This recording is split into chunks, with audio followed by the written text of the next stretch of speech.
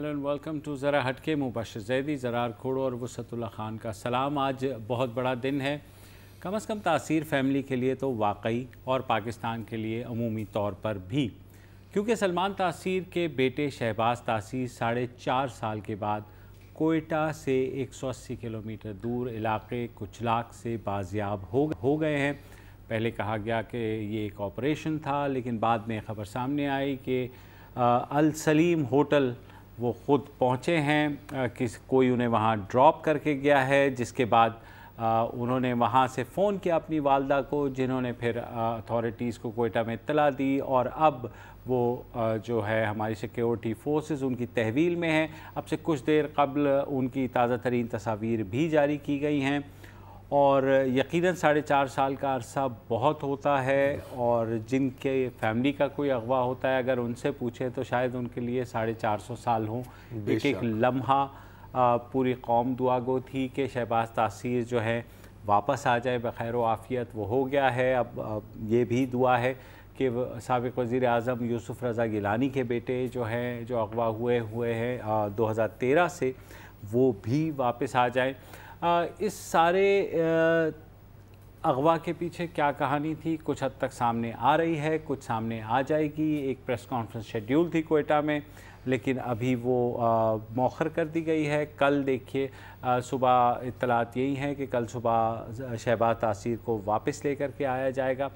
तो ज़रा very good news. It's a big day for the Taseer family. March seems to be for Pakistanis. कसम से शहबाज की हिम्मत और अज़मत को मैं सलाम करता हूँ कि ये जो दो तस्वीर जो रिलीज़ हुई हैं, इसमें भी आप देख रहे हैं कि मुस्कुरा रहे हैं इतने अरसे के बाद, और क्या गुजरी है। और क्योंकि आपको पता है कि उस वक्त भी बहुत रिपोर्टें आई थी, बहुत तस्वीरें भी आई थी, इन पे तशद्दुद भी किया गया है and so on and so forth. वो रिलीज़ नहीं हुई, शुक्र है। वी डोंट नो कि व्हाट ही वेंट थ्रू, क्योंकि इस तरह के केसेस में हमने अक्सर देखा है कि किडनैप एक ग्रुप करेगा, फिर आगे जब उनको पता लगा कि ये हम इसको नहीं होल्ड कर सकते, किसी और ग्रुप को आगे बेच देते हैं, फिर किसी और ग्रुप को आगे बेच देते हैं। कभी कभी हमने ये भी देखा है कि मिलिटेंट ग्रुप्स और क्रिमिनल ऑर्गेनाइजेशंस में इसमें कोऑपरेशन रहती है कि काम हम करेंगे, जगह किसी और के पास है तो वो आउटसोर्स कर देते हैं। ख़तरा इसमें क्या होता है कि अगर आप सिर्फ मतलब बिजनेस माइंडेड क्रिमिनल्स के हाथ में लग गए तो उनका तो काम है कि रैंसम वसूल करना है, लेकिन अगर अलकायदा या उज़्बेक मिलिटेंट्स या जो आइडियोलॉजिकली मोटिवेटेड होते हैं, फिर मसला और भी संगीन इसकी थोड़ी सी अगर मैं आपको तफसील बता दूँ कि 11 अगस्त 2011 को अगवा हुए, अगस्त 2011 में। उसके बाद कहा यह गया कि इंजीनियरिंग यूनिवर्सिटी के उस तलबा जिनके कलदम तंजीम के साथ रवाबित थे, उन्होंने अगवा किया। उन्होंने आगे इस्लामिक मूवमेंट ऑफ उज़्बेकिस्तान को ट्रांसफ़र कर दिया। अब उसमें जो भी था, फिर पुलिस ने पकड़ लिया उस ग्रुप को जिसने अगवा किया था, लेकिन उनसे यही पता लगा कि बाय द टाइम वो हैंड ओवर हो चुका है। और उस्मान बसरा उस ग्रुप का सरबराह बताया जाता है जिसने अगवा किया। फिर ये भी कहा जा रहा है, मैंने रहीमुल्लाह यूसुफ़ज़ई जो कि ज़ाहिर अथॉरिटी हैं अफ़गानिस्तान पर, उनकी मैं BBC में पढ़ रहा था, उन्होंने कहा है कि जनाब ये लेकर के तो कबायली इलाके गए थे, मगर जब से ज़रब शुरू हुई है और एक पुश आया है तो उज़्बेक मिलिटेंट्स जो हैं वो क्रॉस करके अफ़गानिस्तान में चले गए थे। अफ़गानिस्तान में फिर उनकी अफ़गान तालिबान के साथ लड़ाई हुई और उसके बाद कहा यह जा रहा है कि शहबाज तासीर शायद अफ़गान तालिबान के कब्ज़े में आ गए। उसके बाद वो कहाँ से दोबारा पाकिस्तान पहुँचे हैं ये अभी तक बात सामने नहीं आई है, क्योंकि अथॉरिटीज़ के पहले जो बयान आया था उन्होंने कहा था इंटेलिजेंस बेस्ड ऑपरेशन किया गया है, जिसके बाद उसको रिकवर किया गया है। ये काउंटर टेररिज्म डिपार्टमेंट, इसमें ये कहा गया काउंटर टेररिज्म डिपार्टमेंट पंजाब भी शामिल था, FC भी शामिल थी, इंटेलिजेंस एजेंसी भी शामिल थी। लेकिन जो बात बाद में सामने आई वो यही थी कि वो खुद चल कर अल सलीम होटल एंड रेस्टोरेंट तक पहुंचे हैं। कम से कम जो हमें पिक्चर मिली है हाँ, वो यही है, क्योंकि ज़ाहिर है होटल का मालिक अभी तक कोई किसी ने सिवाय उस होटल के मालिक के कोई ऐसा शख्स सामने नहीं आया है जो हमें उसको जो है कॉन्ट्रडिक्ट कर सके या कहे कि नहीं उससे पहले की स्टोरी बयान कर सके कि कैसे आए। कुछ लाख के बारे में ये भी कहा जा रहा था कि वहाँ पर अफ़गान तालिबान की कुछ कंसंट्रेशन भी थी। तो हमने एक बयान भी सरताज अजीज़ साहब का देखा कि लेटली अमेरिका में اچھا یہ جو ہے اچھا ہوا جو ہوا، لیکن ظاہر ہے کہ یہ اتنا سیدھا تو نہیں ہو سکتا. نہیں، اس میں یقیناً پیسہ کہیں انوالو ہوگا، یقیناً مذاکرات بھی چلے ہوں گے، کہیں دباؤ بھی ہوگا، یقیناً یہ بھی کہا گیا ہوگا کہ جو ڈیل ہے اس میں آپ ہمیں کنفرنٹ نہیں کریں گے لیکن ہم آپ کا بندہ چھوڑ دیتے ہیں. اور پھر یہی جو اب تک کی پکچر بن رہی ہے وہی یہی دیکھنے میں آیا کہ جیسا آپ نے بتایا کہ وہ خود ہوٹل میں چل کے آئے اور شروع میں ہر ادارہ کریڈٹ لینے کی کوشش کر رہا ہے. اب جو ہے ISPR نے میرا خیال ہے ٹوٹل ٹیک اوور کر لیا ہے کہ جو بھی خبر ہے ان کے توسط سے شائع ہو. اور چونکہ ہمارے پاس مٹیریل اگر کم ہو میڈیا کے پاس تو اس میں پھر مسئلہ یہ ہوتا ہے کہ وہ اور طرح کے جو ہیں گیمک شروع ہو جاتے ہیں. مثلا ISPR کی جو تصویریں ہیں وہ مختلف چینلوں پہ چل رہی ہیں تو بھائی ٹھیک ہے، نہیں مختلف چینل پہ چلنے کی کوئی مسئلہ نہیں ہے، لیکن سامنے ہر چینل جو ہے لوگو لگا ہوا ہے، ایکسکلوسیو جو ہے وہ اپنے طور پہ کر رہا ہے. ویسے پتہ یہ ہو سکتا ہے ہماری غلط فہمی ہے، شاید وہ یہ کہنا چاہ رہے ہیں کہ کیونکہ ایک ٹویٹ تھی ایک اور نجی نیوز چینل کی کہ ایکسکلوسیو فوٹوز آف شہباز تاثیر. ہو سکتا ہے کہ ایکسکلوسیو جو ان کی مراد ہے کہ ہمارا لوگو ایکسکلوسیو ہے، کسی اور چینل کے پاس یہ لوگو نہیں ہے، پکچر تو پھر پوری عوام کے کو ہی ملی ہے. تو یہ بات ظاہر ہے بہت بعد میں جا کے کھلے گی کہ ریاست نے کتنی مدد کی متاثرہ فیملیز کی. اور ابھی تو ظاہر ہے گیلانی صاحب کے بیٹے کا معاملہ بھی ہے. گیلانی صاحب کا بیٹا تاثیر کا بیٹا ہے اور ان سے جو کم تر درجے کے شہری ہیں سینکڑوں، ان کا بھی معاملہ ہے، ہزاروں ہیں.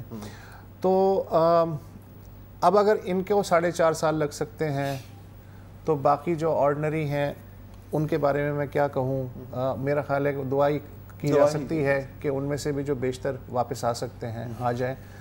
لیکن اس لحاظ سے بہرحال ایک انکریجنگ خبر تو ہے. اور یہ ہے کہ جو سلمان تاثیر صاحب کا گھر ہے لاہور میں، اس وقت کافی وہاں پر خوشی کا عالم ہے، لوگ بہت بڑی تعداد میں وہاں ملنے آ رہے ہیں. وہاں پر بھی فی الحال انہوں نے رپورٹر سے بات کرنے سے گریز کیا. ظاہر ہے وہ چاہیں گے کہ کوئٹہ سے پہلے وہ آ جائیں اور انہیں تھوڑا سا ٹائم مل جائے کہ وہ کم از کم شہباز تاثیر کے ساتھ گزار لیں. ایک فیملی ممبر سے بات ہوئی تھی میری جب یہ خبر آئی تھی اور جب تصدیق ہو گئی تھی کہ کیونکہ اس طرح کی افواہیں پہلے بھی ہم نے سنی ہیں کہ ریلیز ہو گئے سو آن اینڈ سو فورتھ، تو بات کی تھی عائشہ ٹیمی حق جو خالہ ہیں شہباز تاثیر کی. تو ظاہر ہے مبارکباد دینے کے لیے کال کی تھی اور پھر اس کا کہنا تھا کہ اب میں اپنا فون بند کر رہی ہوں، میں بالکل بات کرنے کے لیے تیار ہوں گی لیکن پہلے میں اس کو اپنی آنکھوں سے دیکھ لوں اور اس کو میں گلے مل لوں.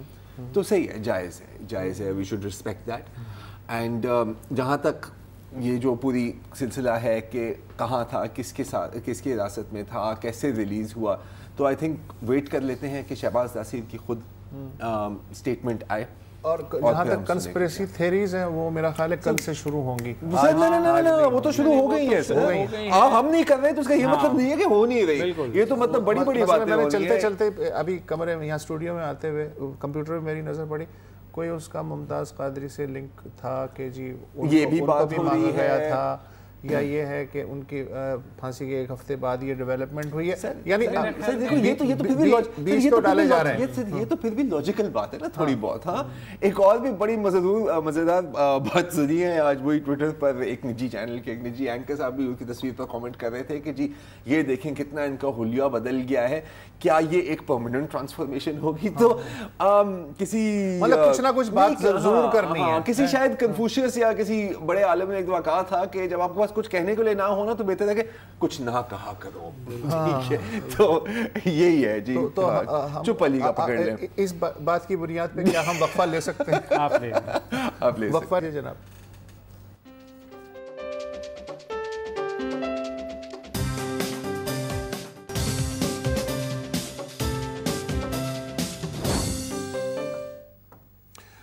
Welcome back. آج پوری دنیا میں اور پاکستان میں عالمی یوم خواتین منایا جا رہا ہے.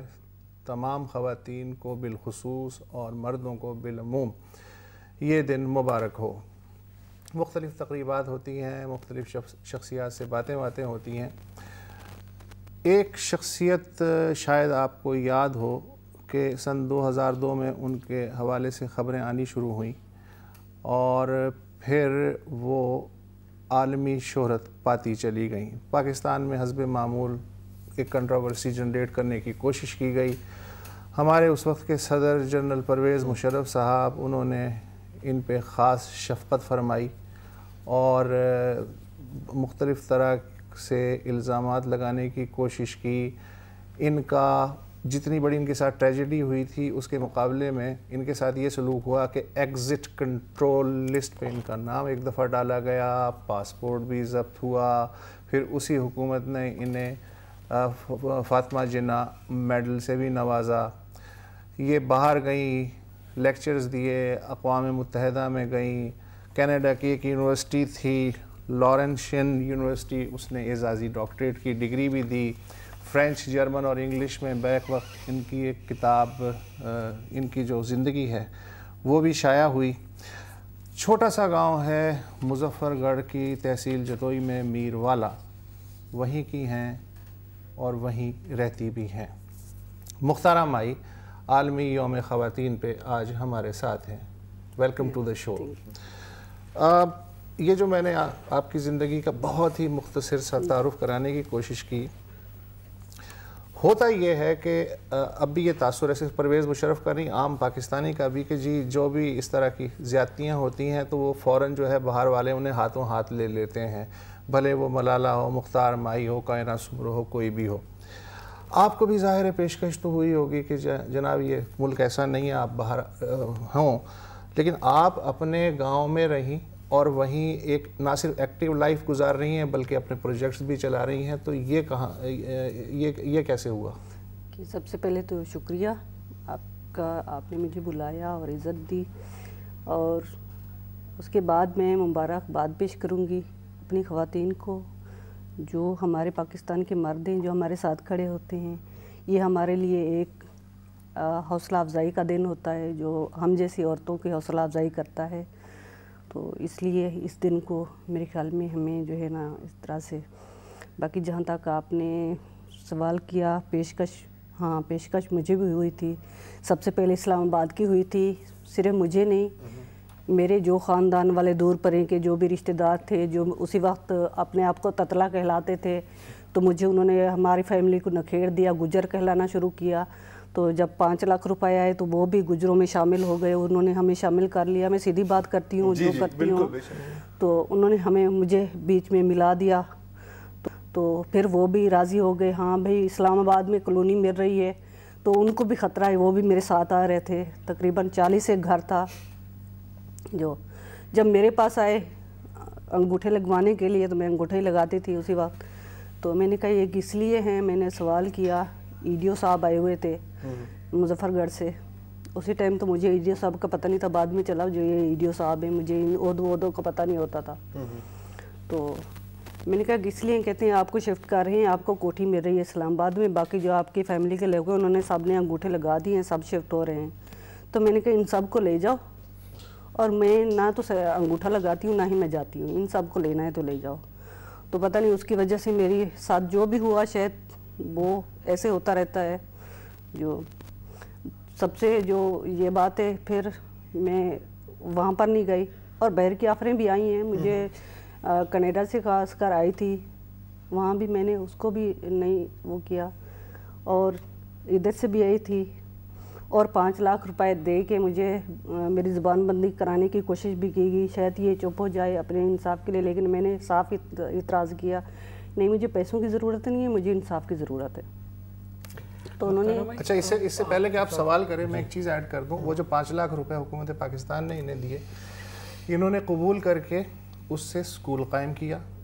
वो स्कूल इनका जो भी जिस तरह का भी घर था उसके एक कमरे से शुरू हुआ। पहली तालिबा खुद मुख्तार माई थी उस स्कूल की, और उसके साथ 3 और लड़कियां भी थीं, और उनमें से एक मेरी बहन थी, 2 उस स्कूल में जो है 750 के करीब बच्चे बच्चियां पढ़ रहे हैं, और उनमें उनके बच्चे सबसे ज़्यादा तादाद में हैं जिन्होंने मुख्तार माई की ज़िंदगी को बदल दिया अपने जुर्म की वजह से।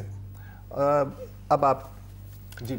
मैं ये पूछना चाहूँगा मुख्तार भाई, ज़ाहिर है आपने इतनी बड़ी एक ज़्यादती आपके साथ हुई, बहुत होता है पाकिस्तान में, आप एक आवाज़, किस चीज़ ने आपको हौसला दिया کہ اتنی بڑی آپ کو پتہ تھا کہ کمیونٹی ساری کی ساری خلاف ہو جائے گی, آپ عدالت تک گئیں, اتنا دباؤ تھا, پھر بھی آپ لڑیں, تو ظاہر ہے پاکستان کی ان خواتین کے لیے آپ ایک سمبل بنی کہ ہم جو ہیں اس معاشرے میں مضبوط ہیں اور ہم جو عورتوں کے ساتھ زیادتی ہے اس کے خلاف ہم لڑ سکتے ہیں. تو جیسے آپ نے بھی کہا بہت رکاوٹیں آئیں, لیکن کس چیز نے آپ کو حوصلہ دیا؟ دیکھیں سب سے پہلے جو تھی نا, سب سے پہلے میرا یہ تھا, جو جیسے عام عورتیں سب عورتیں خودکشی کرتی ہیں, میں بھی ان میں سے شامل ہوں, ان میں سے ہوں اور اسی طبقے سے تعلق رکھتی ہوں. تو میرا بھی یہی تھا میں خودکشی کروں. میں نے 2 مرتبہ کوشش بھی کی اور میری والدہ, میرے والد, البتہ اللہ تعالیٰ مجھے معاف کر دے, مجھے اپنی والدہ بھی معاف کر دے, شاید اسی وقت میں نے کوئی برا بھلا بھی کہا ہو, اس طرح سے ہو جاتی ہے انسان سے غصے میں آ کر, تو مجھ سے کافی غلطیاں ہوئی ہیں تو میں نے کی ہیں, لیکن مارنے والے سے بچانے والا سب سے بڑا ہوتا ہے.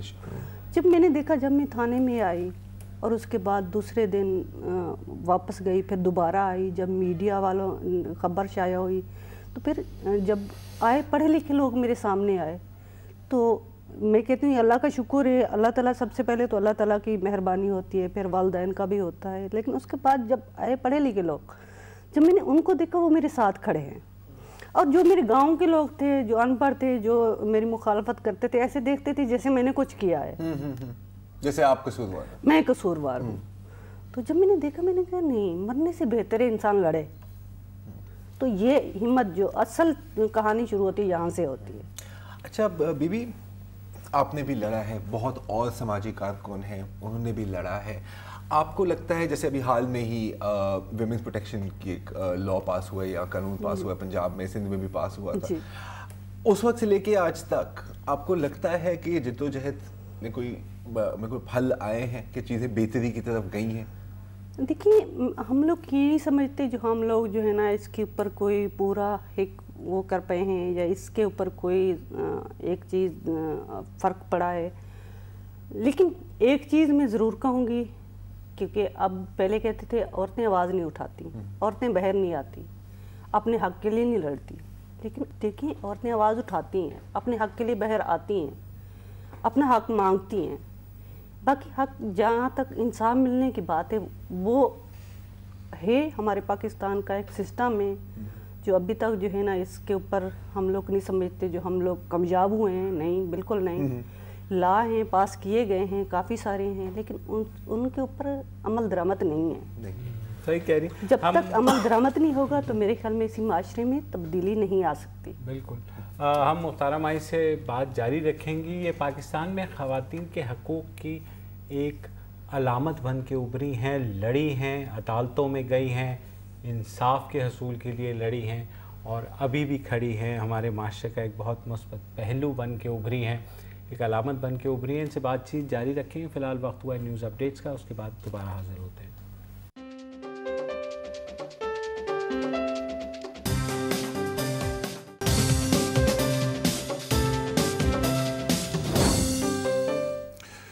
Welcome back. آج عالمی یوم خواتین ہے اور ہماری مہمان ہیں مختار مائی.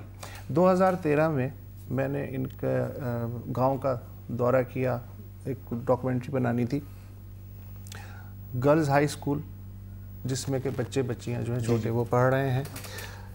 اس کے علاوہ انہوں نے وومن شیلٹر ہوم قائم کیا جس میں کہ جو بھی وکٹمز ہیں وہ پناہ لے سکتی ہیں, وہاں ان کی legal aid, psychological, medical treatment جو بھی ہے وہ تھا. پھر اس کے ساتھ ساتھ انہوں نے ایک وومن ریسورس سینٹر بھی بنایا جس میں باقاعدہ ان کا ریکارڈ اور ان کی ڈاکومنٹیشن بنائی جاتی تھی, لیگل, میڈیکل یا ان کی ریہیبلیٹیشن کی جو پلاننگ وغیرہ ہے وہ سب ریسورس سینٹر کو خاصا انہوں نے ڈیولپ کیا. ایک موبائل یونٹ بھی بنایا جو کہ اس طرح کی خواتین جو نہیں آ سکتی تھیں ان کے کانٹیکٹ کے لیے تھا. پھر ایک ریسورس لائبریری بنائی, والا اتنا سارا انہوں نے کام کیا. اچھا, جب یہ 2002 کا جو میر والا تھا اس میں مجھے یہ صرف یہ بتائیے گا کہ جو بچے تھے وہ کتنے پڑھتے تھے, اور جب سے یہ آپ کے پروجیکٹ شروع ہوئے ہیں پچھلے 13-14 سال میں اس گاؤں میں کیا تبدیلی آئی ہے؟ اس گاؤں میں جب پہلے تھا, پہلے تو خود میں نے بھی سکول نہیں دیکھا تھا. تو وہاں کی کیونکہ ہم جب 2002 میں ہم لوگ ٹیچر ڈھونڈنے لگے تو ہمیں وہاں پر ٹیچر نہیں ملی. جگی والا سے ہمیں ایک ملی, وہ بھی میٹرک. شانزہ سحر, انہوں نے 7 سال میرے ساتھ کام کیا ہے, لیکن بہت اچھا کام کیا ہے. اس بیچاری نے بہت محنت کروائی ہے میرے ساتھ, تو میں کہتی ہوں شاید ساری زندگی میں اس کو نہیں بھولوں گی.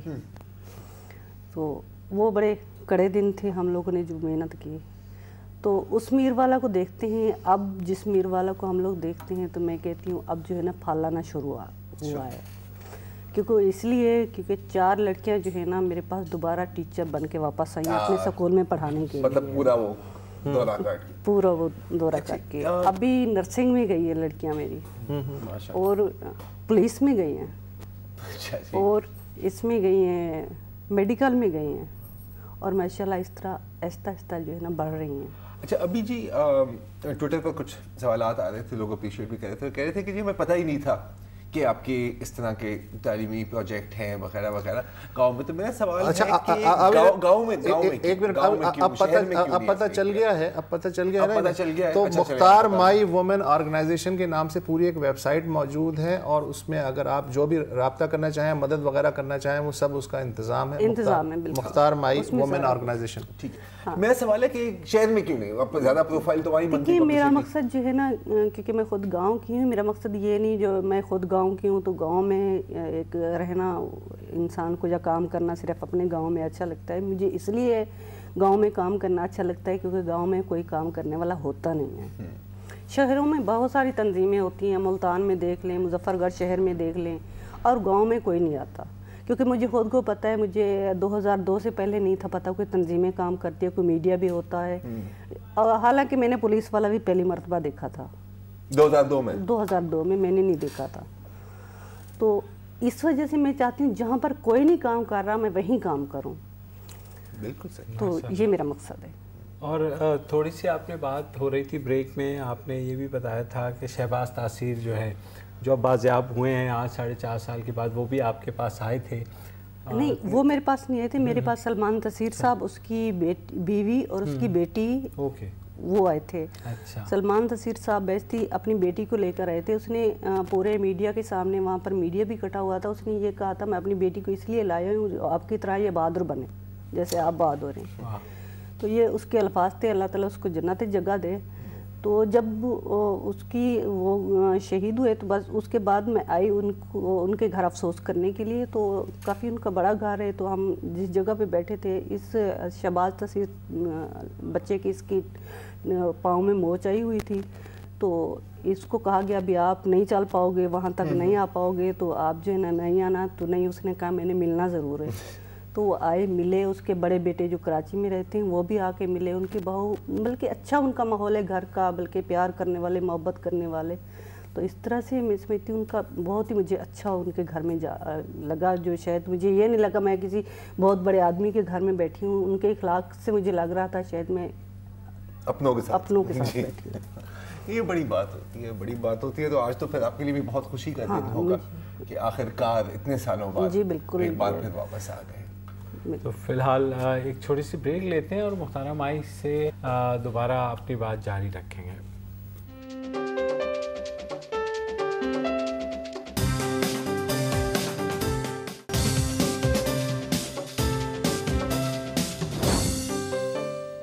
Welcome back. آج انٹرنیشنل ویمنز ڈے ہے. ہمارے ساتھ اسٹوڈیو میں مختارہ مائی ہیں, اور اسی خوشی میں میں نے بھی ایک چھوٹی سی پریزنٹیشن بنائی ہے جس میں ہم آپ کو بتائیں گے ان خواتین کے بارے میں جن کو آپ شاید نہیں جانتے, لیکن جن کو جاننا اور ماننا دونوں ضروری ہے.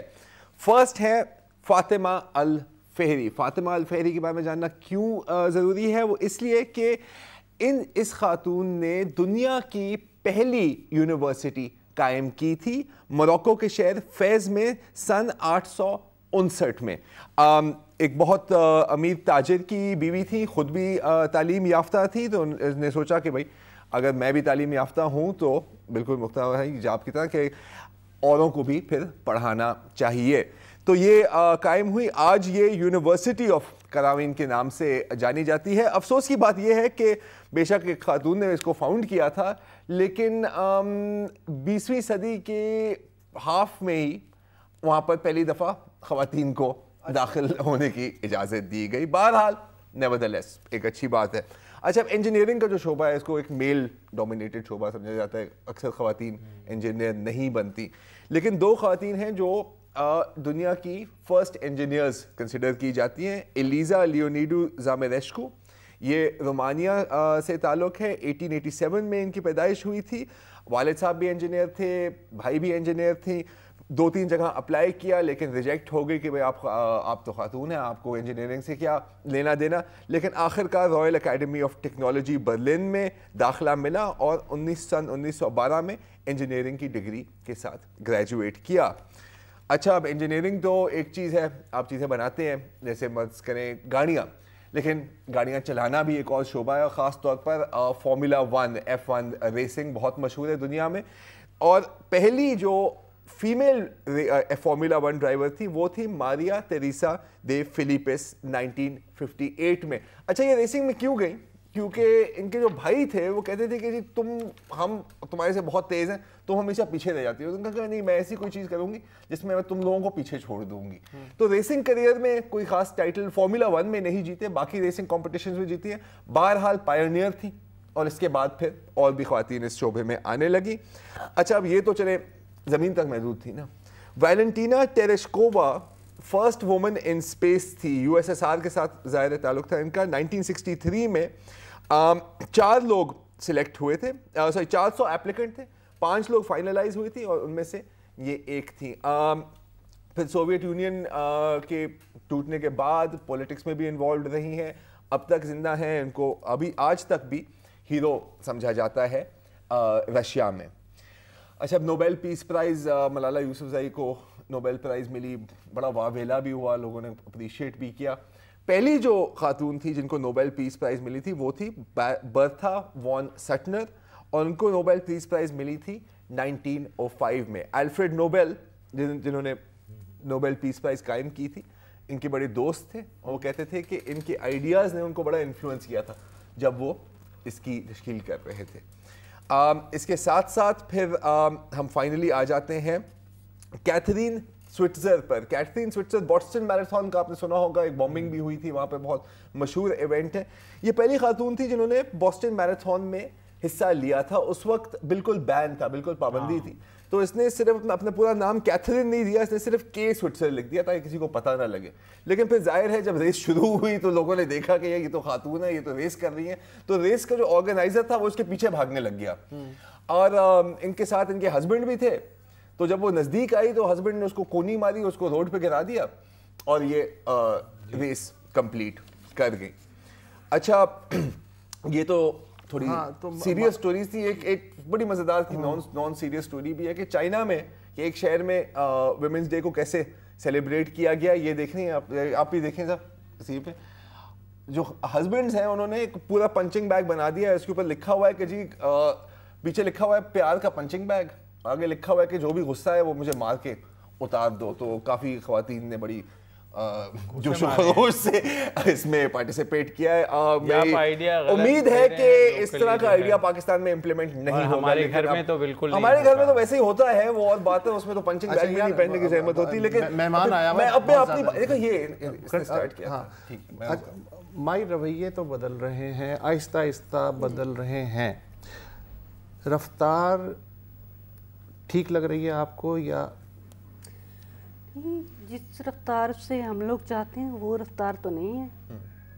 آپ کیا چاہتے ہیں؟ ہم لوگ چاہتے ہیں کیونکہ اب یہ دیکھیں 13 قوانین بن گئے ہیں, قوانین بن گئے ہیں, اس کے اوپر عمل درآمد نہیں ہے, اس کو نہیں لیا جا رہا. جیسے ہم لوگ کہتے ہیں پنچایتوں کا نظام ختم کیا جائے, لیکن پنچایتیں ویسے قائم ہیں. کیوں؟ جب عدالتیں ہیں, جب ہیں, سارا سسٹم موجود ہے, تو یہ پنچایتیں کیوں ہیں, کس لیے ہیں؟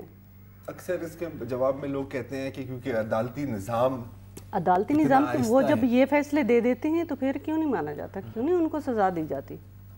آپ نے بھی عدالت تک گئی اور سپریم عدالت تک گئی, یعنی سپریم کورٹ تک گئی. وہاں پر بھی مجھے یاد ہے میں BBC کے لیے میں نے آپ کی کورٹ ڈائری بھی لکھی تھی, اور جس میں مجھے یہ تھا کہ پہلی دفعہ میرے نظروں کے سامنے چلیں انصاف تو ہوا. آپ بھی مجھے یاد ہے بہت خوش تھیں اس وقت.